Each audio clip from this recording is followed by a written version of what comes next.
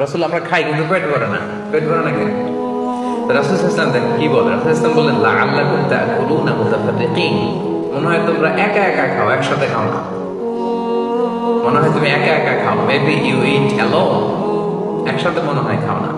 ওই সাহাবী বলেন না, হ্যাঁ ইয়া রাসূলুল্লাহ, আমি আসলে একা একা খাই, অন্যদের সাথে বসে মিলেমিশে খাই না। তখন রাসূল সাল্লাল্লাহু আলাইহি ওয়াসাল্লাম খাবারের সুন্নাহ শিখিয়ে দেন, দ্য এটিকেটস অফ ইটিং। তিনি বললেন ইজতামিউ আলা তাআমিকুম, না না না, একা একা খেও না, খাবার নিয়ে একসাথে সবাই বসবা।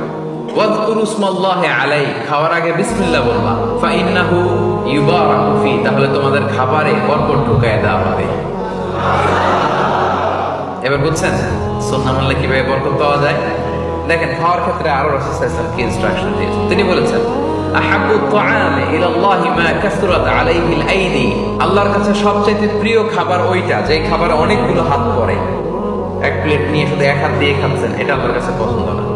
একটা খাবার নিয়ে অনেকগুলো মানুষ বসে চারদিক থেকে নিয়ে নিয়ে খাচ্ছে, এই খাবারটা আল্লাহর কাছে বেশি প্রিয়। সুবহানাল্লাহ।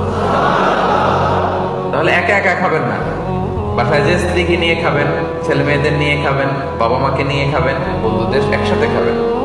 এবং খেয়াল করে দেখবেন একা একা খেলে যে টেস্ট পাওয়া যায়, কয়েকজন মিলে খেলে এটা টেস্ট বেড়ে যায় কয়েক গুণ। কি বলেন? পারে না? পারে। দেখবেন, খেয়াল করে দেখবেন, তাহলে বেশি বরকত।